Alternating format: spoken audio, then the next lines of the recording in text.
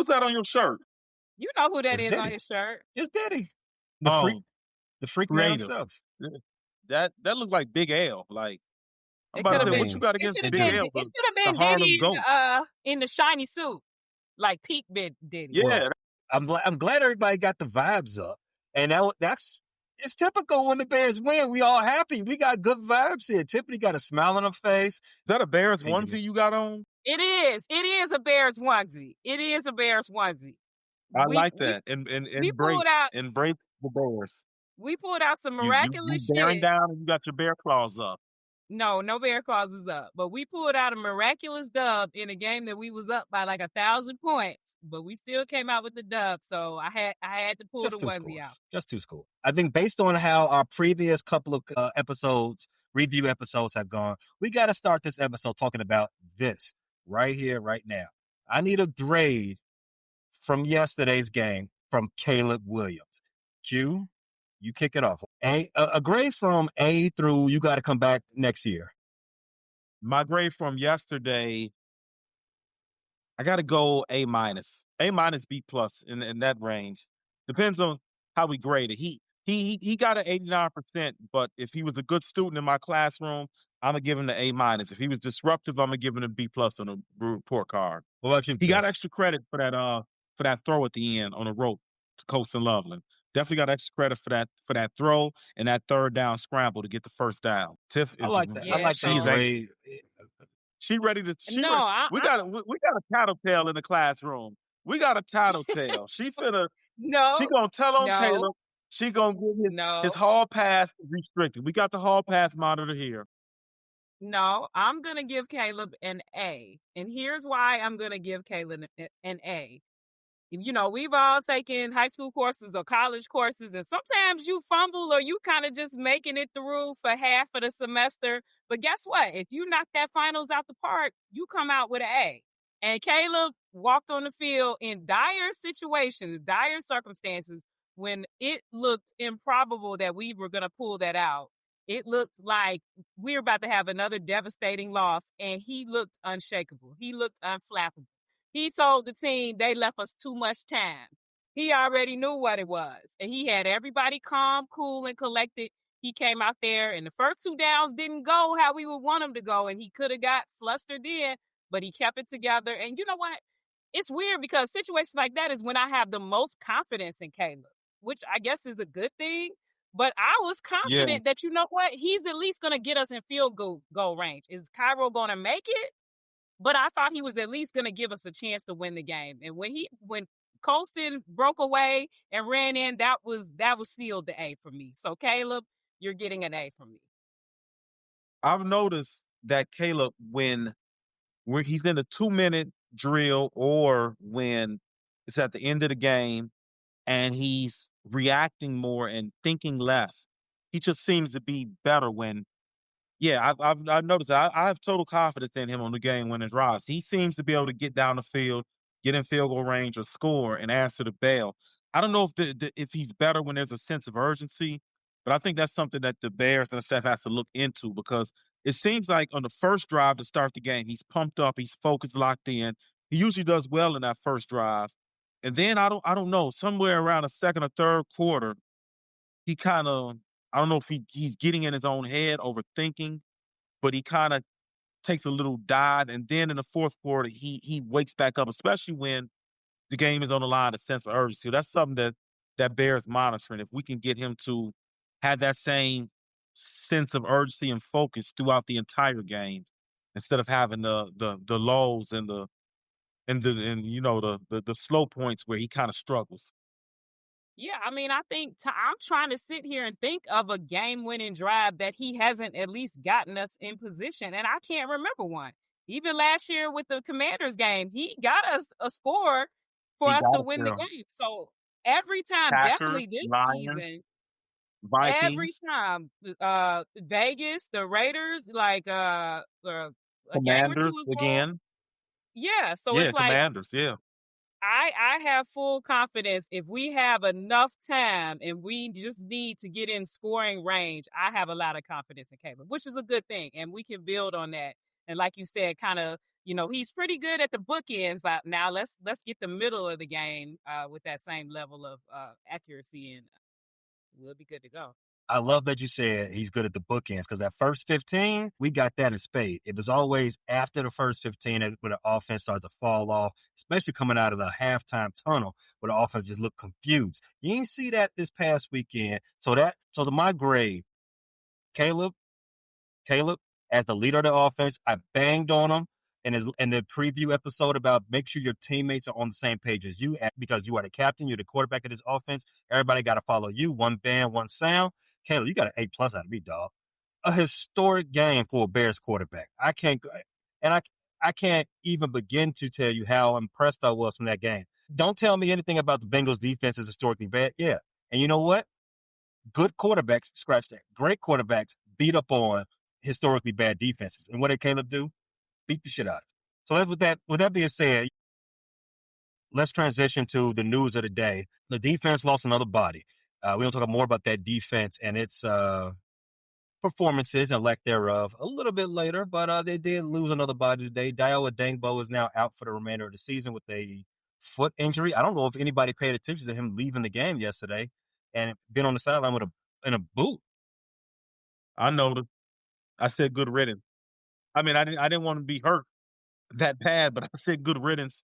It's Austin Booker time. And he came in and made his presence felt. So with trade deadlines tomorrow, I originally said I don't want this team to do any trades. We spent so much money on Dow Abidingbo. We spent so much money on Martez Sweat.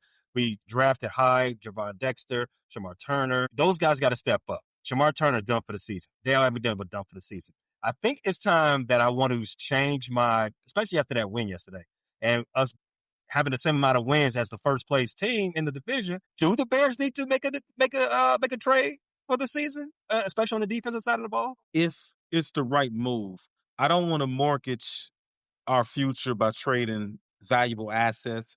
Obviously, if Myles Garrett comes available, I got 2 first-round picks for the Browns right now.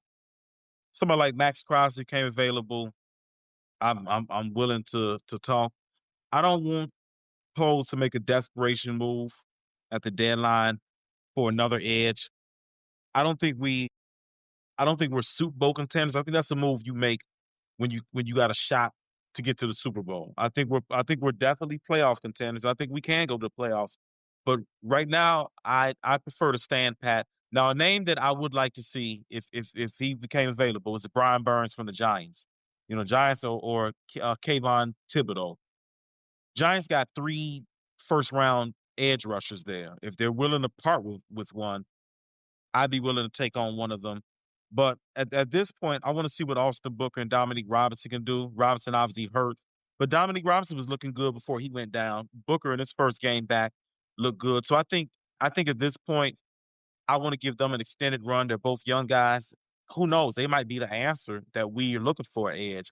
So give them an extended run, see what you got, evaluate in the offseason, and see if you need to prioritize edge in the draft or prioritize it in free agency again. Because Dio, before he went out, he didn't do anything to suggest that he's the future at edge. As far as the defensive backfield, I don't know who's available, but you're getting Kyler Gordon back. And if you play into January, if you have something to play for in December, Jalen might come back. So you're going to have reinforcements coming back. And I think Chauncey Gardner-Johnson will do better. He had a sack in his first game, but I think he'll do better as he gets acclimated to the team around him too. So I'm kind of at the stand pat. I don't want to see Poles do a desperation thing like he did a couple years ago and give a second round pickup for Chase Claypool. So right now I'm at stand pat. Yeah, What about you, Tiff?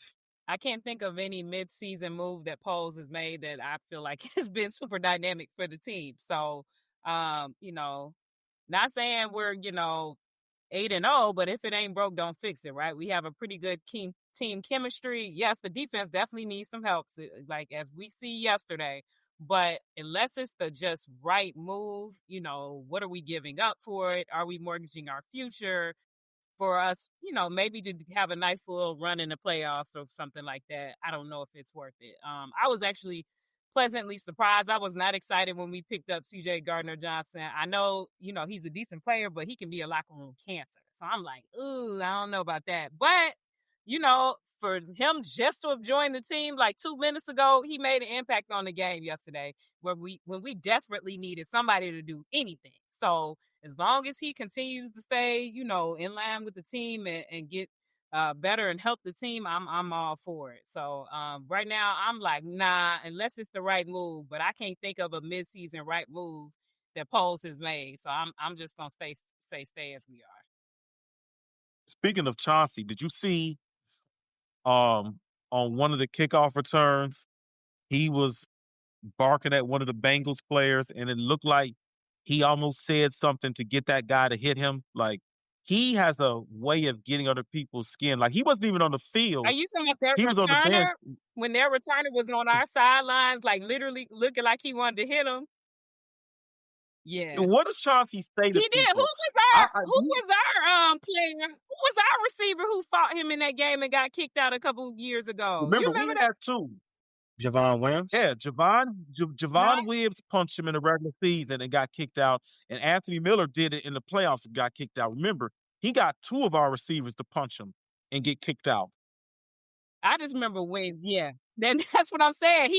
And that's okay. You got, the opposing team fight you, but he'd have plenty of his own teammates fight him too. So he obviously Michael got Thomas a wasn't a piece of real, him. real, real slick. What is it? Somebody has to mic him up. Please mic him up. Put it on. It might to. not be. You gotta be the best shit talker on the face of this earth. Cause I don't know how you got everybody wanting to two-piece you. I don't know. That's a special kind of skill, bro. For real.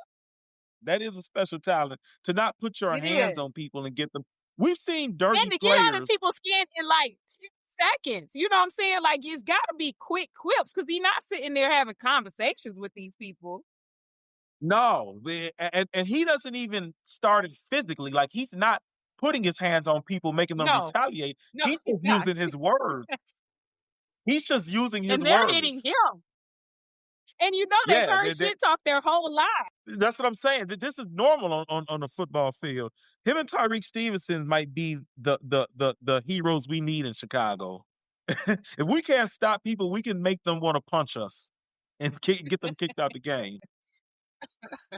So the Bears won this game 47-42. Come from behind that we should not have had to have come from behind, but it is what it is. I'll take a dub however we get it. We've seen this a lot this season. Ugly games, winning games that we are used to losing. I know as we talked about beating a terrible defense, there's another question that the haters are going to have. Barely beating teams that are kind of mid or to, maybe even trash. As we beat the Cowboys, who, terrible defense as well, didn't have CD. Late game to beat the Commanders and the Raiders and this latest game. How important is it to have the ability to win ugly, Tiff? I mean, it's paramount. Look, any given Sunday is a real thing. It's plenty of games that we've written this team off against that team and it's their day and they come out and win. So no game is guaranteed, even if your opponent is trash. Like, things happen. So, yeah, and guess what? They all go in the same win column. Like, ain't no note that says, oh, well, they barely beat this terrible team. It all counts the same. So at the end of the day, are there things that we need to look at and fix? Most definitely. But the wind broke our way. And again, I mean, like, it was that pit of the stomach feeling, like, have that trauma coming back, like, oh, is our time of, like, being on the winning side of these close games, is this finally going to be over? And no, these are the games that build and reinforce our character. Because we had every opportunity at the end of that game to cave and give in. Like, especially after giving up 15 points in 49 seconds. If that's not deflating, I don't know what is. To go from 2 picks where it looks like we have absolutely ended the game and to have both of those called back and then to let them score 15 points, there's nothing that's more demoralizing than that. Like Cincinnati, they were smiling like they hadn't smiled in their life. They were feeling like this game is in the pocket for us. So for us to come back from that to almost let go of the rope and almost lose an improbable game that we shouldn't have lost, but for us to say, hell no, we're still winning this game, that's even better than going out there and absolutely running down their throats. You know what I'm saying? Because we learned something about ourselves as a team. We learned that never count us out. No matter what it looks like, never count us out. Until the game is over, do not count the Bears out. And we have not been able to say that in forever. So I'm gonna say they all count the same, and I'm happy that we came out on the winning side. Because I was gonna be the sickest of sick if we lost that game. Oh, my heart and nuts was already in a knot before that last drive, because I was like, God, I cannot believe we finna drop this game. Let's go, Caleb. Let's go. Oh, we got it. Q. Is it important to have this type of ability to win? I don't even want to call it ability. Is it important to win ugly games? I feel like in the playoffs, games are ugly. And you gotta have that. You gotta have that experience. You gotta be able to draw on some type of something you learn to be able to pull out of difficult situations. I know you feel the same. Yeah, I think the mark of a good team is being able to come adversity in a game. It's just unrealistic to expect blowouts every week in the NFL. There should not enough um, talent disparity from the best team to the last team. Every game is a dogfight, and I keep saying, winning on the road, you're going to have to win ugly on the road. Teams, it's hard to win on the road in the NFL. I think one of the things we can see in this coaching staff and this tenure is better preparation, the ability to coach through adversity. You know, under the Eberflus era, we lost all of these games. Every single one of the Raiders games, Commander games, and Bengal games. I am confident with this same group of talent, these same group of players, Eberflus would have lost those 3 games, and instead of being 5-3, we'd be 2-6. At the very best, 3-5. So I'm not too concerned with the naysayers saying, we won close games against the Commanders. Went 12-5 last year, and they won about 7 one score games, including a miraculous game against us and a miraculous one against the Eagles. The Vikings, they had a lot of one score games. So in the NFL, playoff teams win the one score games, and then the bad teams say, hey, there was 4 or 5 games we could have won. The Raiders are dealing with that right now. They're 2-6, and there's 3 games they could have won. But that's the margin of error in the NFL is tiny. So I'm not apologizing for any win that the Bears got, especially over the last 3 years when we've been at the wrong end of all of these close games and the ball bouncing the wrong way. So I'm not apologizing for any wins. I'm unapologetic. What's you all's good from this game? This win, right, brother? So this is another week where it was a lot of good, which is an amazing thing. But I'm going to go with somebody who had an amazing game, but I think it's kind of gotten lost in the excitement of the end of the game. Caleb's getting his love, Colson is getting his love, and both of them deserve it. But I think that boy Kyle Monangai, in his very first start in the NFL, went out there and ran it down their throats. Now, we could say this is the Bengals and all that, but at the end of the day, he still had to do what he had to do. And there were so many times where we might have, these passes weren't working in this, but we could always rely on him. And, when I saw Swift was out, I was like, shit, our run game has been going so well. This is a prime opportunity for us to run the ball. Like, what's going to happen with him out? And he left, no doubt. He had pretty much 200 yards from scrimmage, including 176 yards rushing, which is amazing. And then we had Brown, who also, I believe, got his first touchdown, but he had a touchdown as well. So I've got to say the running game in general, the O-line, blocked really well for the running game. So Kyle Monangai, you're not getting the flowers that you would get if the game didn't end that way, but I got to give him his flowers. Yeah, Kyle Monangai had a great game. He had almost 200 total yards from scrimmage, with the receptions, and of course 176 yards on the ground.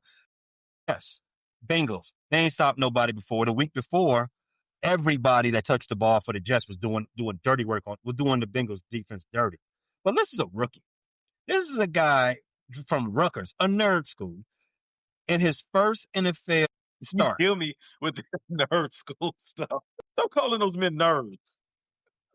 Using it in a negative connotation. You're making this a I'm derogatory not making term. it. I feel like this is a He's doing slur, better than the a nerd. he's doing better than the other nerd on our team. So we'll take that every time. This is a Whoa, slur. we got a lot of nerds on this stage, so you gotta be clear. Take off your red hat. Take off your red hat. I'm talking about our Yale brethren who Q loves on the O line. Who I don't even know if he's still Q does I'm not got love Kyron Amagati. I don't have any love for Kyron Amagati until he gets his ass on the field and puts somebody on their ass, on their back. just Where saying. is he? Is he still on IR? What is he doing? I think he's still on IR, maybe. I don't know. He probably somewhere reading some books, preparing for his next career. Well, left tackle is wide open. He needs to insert himself in there. Pause. No Diddy. I guess I can go with my good. I hope Vince gives our boy Caleb some love because having no 3 worries. passing touchdowns and a receiving touchdown and having more catches, receiving yards, and touchdowns than your number one receiver is definitely worthy of getting praise on this show. But I feel I've given Caleb a couple praises this season in my good. I have to go with Darnell Wright because, like you said, Calvin Nungai ran well, but man, Darnell Wright was putting people on their ass. There's one on the 4th down. If you see the non-TV angles of some of the all 22, he took Shamar Stewart, the Bengals' first round pick, and moved him from the strong side to the weak side of the formation and finished it with a pancake. He moved that man about 7 yards down the field. And he didn't just stop when he completed the assignment. The nasty part was continuing to the whistle blows. Like he was on him. He was on his ass like he stole something from him. So it's got to be Darnell Wright. He's put together a good, since he came back from injury, he's been real different. He's been real aggressive. He's been really good in pass blocking. He's been the guy that Poles envisioned when he drafted him. A lot of us have been mad, including me, that Poles took him over Jalen Carter. The Darnell Wright I've seen in the past 3 games, I am okay with taking that guy over Jalen Carter. If he plays like this the rest of the season, I think he'll be getting to the Pro Bowl. I mean, he's been Pro Bowl level. The only guy I've seen in the NFC better than him, and because I think Tristan Wirfs has been injured thus far. Right tackle has been Penei Sewell. That's how good Darnell Wright has played the right tackle position the last month. There's a lot of good from this game, like Tiff said. Blame me, the producer, the timer, to try to keep things on schedule, but it's hard to do that when you have so many good things you want to talk about. You want to give everybody their roses. We didn't have time to talk about Colson Loveland. We didn't even talk about Caleb. We didn't even give him the amount of floor that we should give him, or the offense in general. Well, Dahlman, the Jonah offensive Jackson. line and the run blocking aspect, the offensive line did their thing. Caleb Steele's got to do better though. We'll get to that. But Caleb the passer was unbelievable. Caleb the runner and wide receiver was unbelievable. But for my good, I'm going to say Bears versus history is my good. Winning tough games, as we already said. This team is doing something that you would have never expected them to do a year, 2 years. All that time in the past, we expected to lose games when things got a little bit too difficult. 2-40 in the Chicago Bears history when allowing 42 points snapped on Sunday.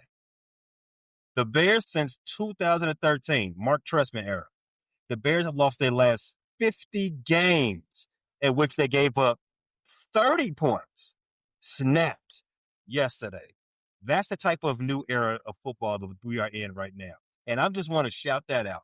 Yep, Caleb, offensive line, Coastal Loveland, everybody, awesome job. But I think the ultimate game ball for me, I'm going to have to give it to this whole unit kicking the ass of a trash history from this franchise. All right, so let's do a palate cleanser. We did the goods now, but we did give up 42 points, so it can't be all good. Q, kick us off. What was the bad from this game? Rome was doubly bad because Rome probably cost me a win in fantasy this week. it wasn't the best of passes Caleb gave to him. He kind of would have had to make a difficult adjustment on what should have been an easy pass. But man, you got to catch those, Rome. You got to catch those. You're in the end zone alone. You got both hands on it. Pull it in. And then enough early in the game on a 14-yard pass that he didn't really. Rome had, I think, 3 drops. Rome, you are a top 10. You were declared the number 1 receiver coming into this year. You started off nice. You got to make those catches, Rome. And this has been an ongoing theme, but not just dropping passes, but not making the difficult catches. We see T. Higgins. That's what a number 1 receiver does. And he's really their number 2. But you get guys one-on-one, you get the 50-50 balls, and you win. We haven't seen Rome win in those matchups. We saw Colston win one in traffic. I need to see Rome step up and start making these difficult catches in traffic and being the force that he's supposed to be. You're a top 10, which means out of 200 guys, 300 guys in a given class, you're one of the 10 best. I need you on Sundays to be one of those difference makers, one of those guys that shoots better than the guy lining up across from him. So Rome is my bad because, man, he cost me a fantasy win, and he's got to bring those catches in. You got to be the number 1 receiver, the top 10 player that you were picked to be. I need Rome. I might have lost a fantasy matchup this week too because of Rome. I put him in my single game parlay 3 out of the last 4 weeks. The 1 week I didn't put him in the parlay last week when he actually did ball. So I am really upset with Rome right now. Tiff, what's your bad? Our bads, it kind of sound like we put up 47 points because I'm about to go on the offense as well. But, we got plenty to talk about in the ugly, so I'm sure we'll highlight the defense. But you all are going to be upset. But we got to throw my boy Caleb out there. Now, I gave him an A, okay? So this is bad with respect. The start of the game, not the first 50. The first few plays of the game, we already know the offense got it scripted out. They look pretty good. But that middle part of the game, there were so many times when Caleb was just off target, where he was giving up on the play too soon, where he wasn't seeing his receivers wide open, where he was hitting wrong with that, yes, okay, it hit your hand, so you should be able to catch it. But damn, bro, he's wide open. Hit him with a pass that's easy for him to catch. Don't make him have to be T. Higgins out there. You know what I'm saying? The pass to Cole Kmet. If he would have hit Cole Kmet in stride, Cole Kmet could have done some damage. But instead, Cole Kmet gets a damn concussion from the shit. He got the damage done to him. Was that necessarily a bad? We saw Colston Loveland a brain. Cole Kmet's brain had to get turned to mush so Colston Loveland could run. Literally run for a touchdown. I don't question God's blessings. The Lord works in mysterious ways. Some God, he don't make no. Cole Kmet's brain had to suffer for that Bears win. What's more important, Cole Kmet's brain or no? It's a fair question. What would you rather have? Cole Kmet have his brain? What do you mean? I'm sure Cole Kmet would have sacrificed his brain him to have his brain intact. Thank you. Oh, but would he? I would like for him. I'm sure if we go visit Cole Kmet in the hospital right, because he didn't even come back on the field. I don't think. I'm sure Cole Kmet, the first thing he said he's when he somewhere woke in a up from dark room. He don't even know we won the game. I'm sure he asked as soon as he woke up, did we? And he probably said it was all worth it as long as we win. He's a team player, Tiff. Stop it. He's willing to sacrifice his brain for. Get another concussion, Cole. If it means sacrifice your brain. Stop it. That's all I'm saying. And you know what? I'm about tired of these announcers always pointing it out. Like, yeah, he keeps missing wide open receivers. Bro, we see it. We don't need you to keep saying he's missing wide open receivers. We don't need you to say if he would just play on schedule and not get so. We see it. Okay, relax. So again, Caleb. Shout out Craig. I think he definitely started with the over scrutinized. Yeah, I mean, they don't be lying though. Let's be fair. They don't are they nitpicking him 1,000%? But they don't be lying either. Like he do be missing wide open receivers, or when they are wide open, throwing the most off target or the most, you know what I'm saying, hard catch. But then like the plays at the end of the game where it's high pressure and he thread the damn needle. So he human. It's gonna be give and take. But once he really just starts consistently hitting our receivers in stride, where they don't have to dive to catch it, they don't have to fall to the ground and catch it. When they can catch it in stride and get that yak, man, we're gonna be on. Bad. I just want to say it's crazy work when a man not only throws a bunch of touchdown passes and then catches a touchdown pass and Here it's we still go. in tip bad. That's crazy. What more can I I'm do? I'm just throwing saying. touchdowns and catching them, and I'm still Gave that man an A. I gave him an first A. man. You gave him a damn Imagine, B. You imagine gave being the him a B. first man in his. Imagine Damn, he being the scored. first man in his to throw for 280 yards, rush for 50, catch a touchdown, and have 20 receiving yards, and still end up on Tiff's bad side. All right, go to your pick. Then. What's I he gave got him to a. do to get an A from you then? I gave him a. No, you said B plus. You said B plus. Rewind the tape. You said B plus. Well, I changed it to an A minus because he's being No, picked on unfairly by grades is Tiff. already in. No, grades is He gets already an in. A minus. I'm No, don't try to change it up now. My bad. I got those zebras that Tiff was starting to mention. First of all, maybe I don't know all the rules, but last I checked, if you catch a pass and you're touched in the process of catching the pass and you're not touched while you're down down. No, you have to be touched while down to be considered down. That's what I thought. I learned something new on Sunday. That's because Tremaine Edmonds was in the process of catching a interception. While doing that, a Bengals player touched him, just touched him, and he hit the ground, got up, and ran untouched. Pick six. That would have been the game. We wouldn't need the heroics from Caleb because that would have been the game. The referee, while the camera was off them, I seen him. Well, allegedly, he went in his back pocket. He did a Joe Horn. He pulled out the cell phone. I don't know who he's talking to. Might have been the mob. Might have been FanDuel. Who knows? But he put the phone away and he said, "Player was down. Bring the ball back." And then what happens next is history. The Bengals end up scoring 15 points. Yes, end up scoring 15 points in what? About a minute? 2 49. minutes, something like that? 49. Yeah, I think 49 seconds. And then we had to get that heroics from Caleb. But yeah, the refs, listen, I don't like being that guy that's blaming the refs for hating. I believe they can actually be judicious in how they do their job. They call it how I see it, but come on, bro. This has been too many weeks in a row. Like we getting a short end of the stick week after week after week, and that was crazy. I'm putting on my tinfoil hat right. Putting on my tin. They're definitely against us. See you in the I game. got my tin. Yeah, I got my For tinfoil hat. real. Yeah, Earlier in I'm the game fully with the conspiracy. earlier in the game when Montez had strip sacked Joe Flacco. And they was like, oh nah, it's not a strip sack. That was a forward pass. And they got that one back too. And it was like, I will admit the one time that it did work in our favor is the DJ Moore touchdown. That shit, although it was a touchdown. I'm not saying it like it wasn't. That was hilarious. That was That was not a because it's touchdown. like No, Zach it Taylor That was was not a was. challenging. touchdown. He was over the line. That was hilarious because Zach Taylor wanted to challenge a play, and it's like, well, actually, Zach, it's a touchdown, not a touchback, not down to the 3-yard line. Thank you, It's sir. actually Because knowing us, we may not have been able to get in from the one. I'm damn glad he challenged this shit.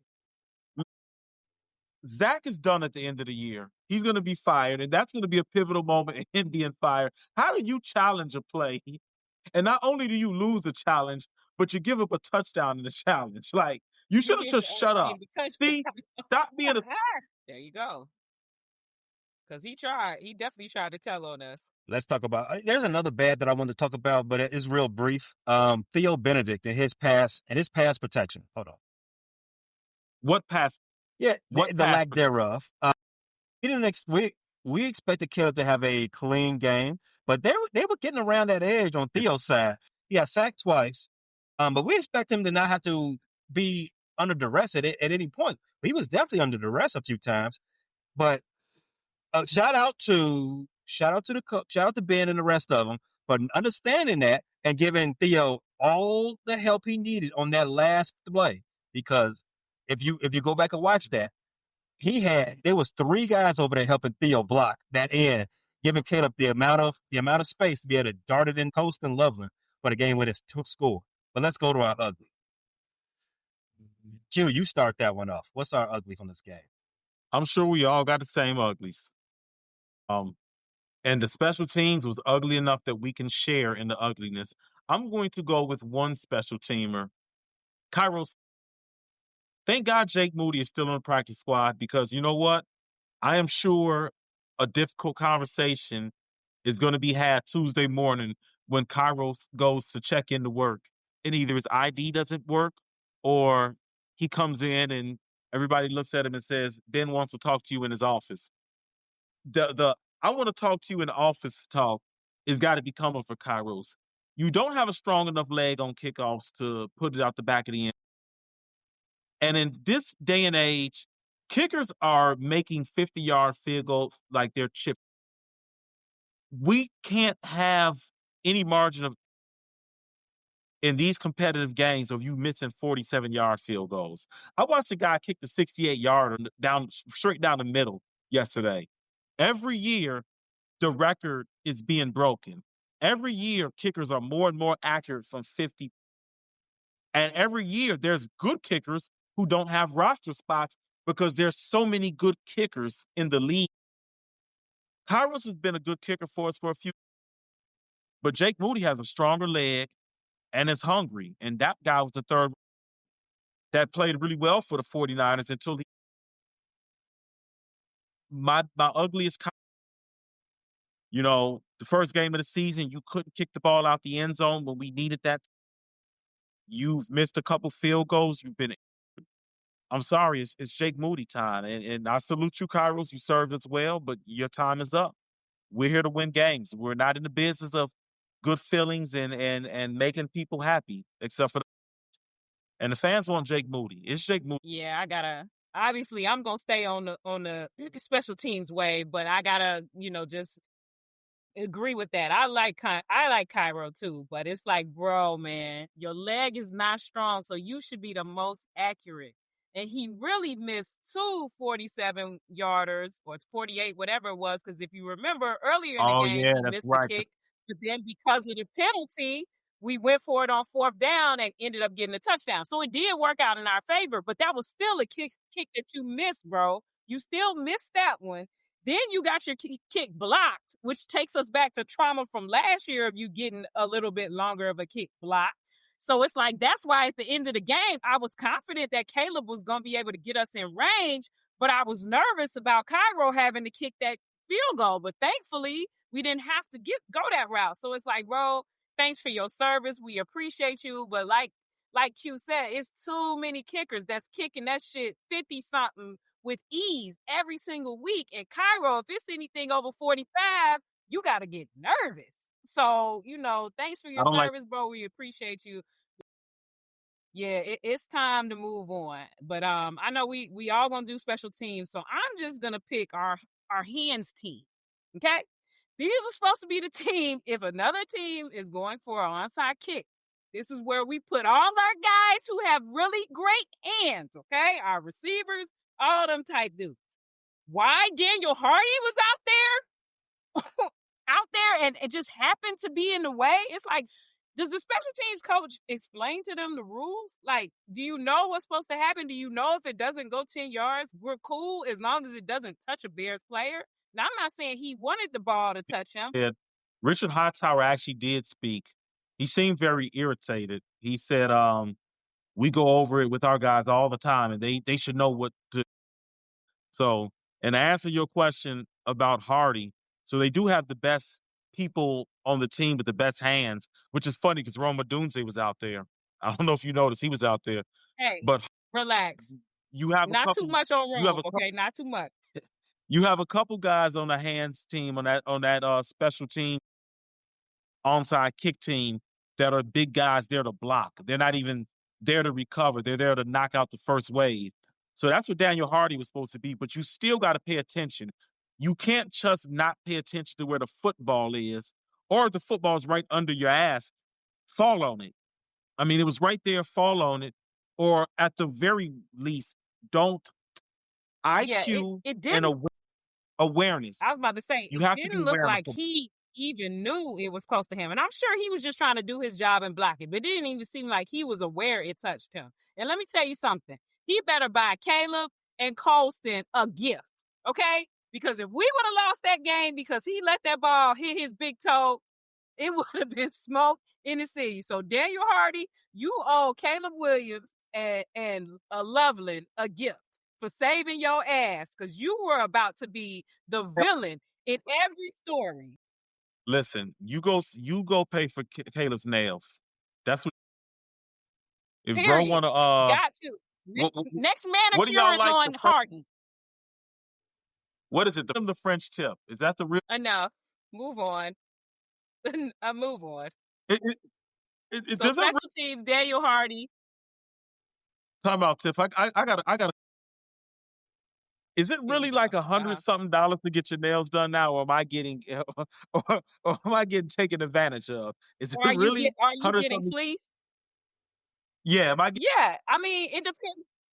It depends on what you like. Like if you are real simple, like, oh, I just get the little French tip like I'm a grandma, then no, you probably paying 70, something like that. But if you like long nails, if you like designs, if you like bling, you're spending money. Yeah, you're spending a ridiculous amount of money. Okay, So, as long as her nails got some style to them, she not fleecing you. But if she got them little grandma press ons, you may want to see some receipts. I'm gonna be examining hands from now. You should. You should. While we're talking about the hands team, so you kick off the game, giving up a score on special teams before Bengals was up 7 points before the offense even touched the field, thanks to the special teams. There was five. I counted them 5 mistakes on the special teams. One, you all laid out obviously the onside kick, but there's the opening kickoff, like I just said, the kickoff immediately following the opening one, which is another one. There was a blocked field goal. There was the issues with the onside kick, like I said. And it was a penalty on Dion Duvernay. I'm probably pronouncing his name wrong. It was just too many miscues on that one side of that one unit of the team. We talk about flags on defense. We talk about flags on offense. We never really get on the special teams case other than a kicker missing a kick here and there. And, we pretty much chalk that up to lack of lack of athletic performance. This was an avalanche of miscues that almost cost us a game. I'm with you, Tiff. They got to do more than just go buy the offense a gift. You saw how mad Jamar Chase and the rest of the boys was mad at their defense. The special teams, they need to see that video and say, hey, you know what? Let me get back in the good graces of our offense because they bailed us out here. Don't pay for nobody's nails. Don't buy nobody a dinner. You need to go run down Rush Street and buy everybody the most expensive thing you see in that window. Because the offense deserve more than just the pats on the back. They deserve something they can take home. Yeah, I mean, special team was just blowing me all day. It was like every time they had a kickoff return or a punt return, they was getting about 30, 40 yards every single time. And then on our returns, at 10. The one time we got a long run, the one time Duvernay broke it off, I think for 50. Of course, it got called back for a holding penalty. So it was like special teams.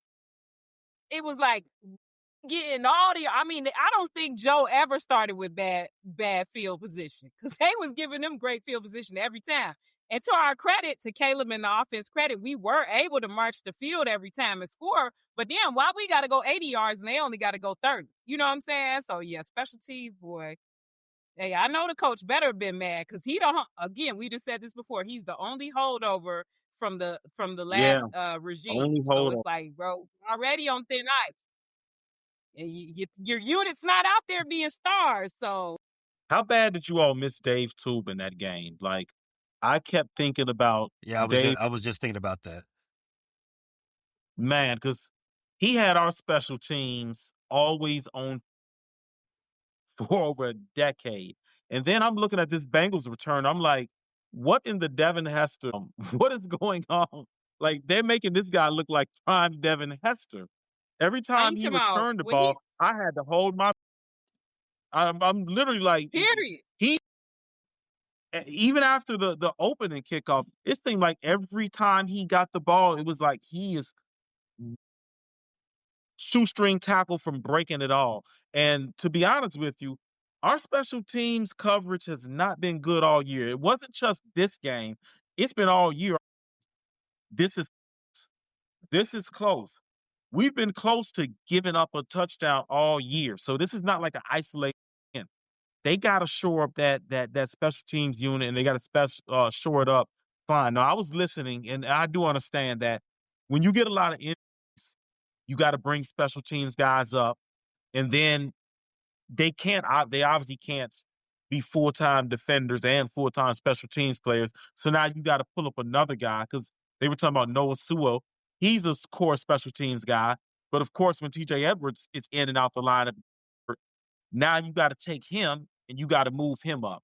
Nashawn Wright, he's a core special teams guy, but when you got Jalen Johnson injured, Kyler Gordon injured, Tyreek Stevenson, and he's on the field 100% of defense, now you got to have that up and you got to have his backup on special teams. So we're not only having backups on defense, we're having backups on special teams because our backups on defense can't play the entire game. I want to give Richard Hightower a little bit of leeway, but something's going to have to give really soon with the special teams, especially the kickoff. Yeah, it was even to the point. Bro was running it back so good, even to the point on the very last kickoff. Because the time before when we needed to kick it into the end zone, we couldn't get it there. I was so nervous. Like, if you don't get this shit to the end zone, I'm driving to Cincinnati, okay? And I'm about to Hell, see something. Kick it out of bounds. Kick it out of bounds. Let them start at the goddamn 4 somewhere. It's crazy. We didn't even talk about the defense, did we? I know. I was sitting here thinking that they gave up damn 15 points in 49 seconds. We said nothing about them. No, I mean, we mentioned them, but not only that, they gave up 470 yards to somebody 87 years old. Joe was picking them apart. I'm talking about he looked like vintage, whoever you want to call the name of. I'm talking about he was out there picking. They may have sacked him, what? I think Montez got one. Montez got him and Booker he's got him. 100. 3 times. They got him 3 times. Montez got him, CJ got him, and it's like, but still, he was picking them apart. And T. Higgins, like I said, and I didn't even realize Shakes was over 100 yards. I guess that's how dynamic of a game that T. Higgins had. And what's the other? Yoshi Box. It was like everybody was going off on their side. Yeah, Noah Fant had a big one. I'm like, Noah Fant, I forgot he was in Cincinnati. I thought he was still in Seattle or in Denver. Like, yeah. Everybody was eating under Joe. He had almost 500 yards. I mean, what would Joe Burrow have? I mean, I don't know if Joe Burrow could have did any more than what Flacco did, but hell, Joe Burrow might have thrown for 700. I'm telling you, they were getting down the field. So not only did they start in great field position, like 2 throws, and they were in the red zone. And we were, you know what I'm saying, our drives, not that we don't want to, own the time of possession, but our drives was like 10 minutes long, 2 seconds, they down the field. Like, and they needed to be. And in the preview pay, I told you, we needed Kyle Monunga to have a lot of carries. I told you, we needed every bit of time of possession that Kyle was. And we definitely did, because if they would have had a few more seconds at the end of that game, the way that game went, ain't no telling. And the way we couldn't cover a fly, ain't no telling. It's good right now because, as I said, we all the top of the division all got 5 wins, and now we're going back home to play New York Giants. While those Vikings got to play those same Baltimore Ravens with Lamar Jackson. And the Packers the defending champion Philadelphia Eagles. The Lions got to see those Washington Commandos. There's an opportunity. There's an opportunity for us to be right there, 6 wins. It's in the Lions real night. Going to dog. I was just thinking, everybody else got a chance. Washington, unless they just play the most inspired, our QB is hurt. We finna, whatever game. Ugh. Especially after the Lions losing. They weren't looking especially good. Especially after the Lions losing. I wouldn't count them losing twice in a row. And they're going to. But you never know. Later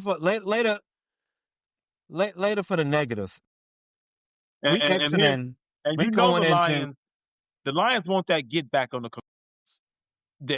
I mean, after what they did to them in the playoff, the Lions will definitely be ready for the. I'm telling you like this. Later for the next thing, we going into a rematch with the Vikings, up 2 games on them, and we putting BTA to them. Bear down.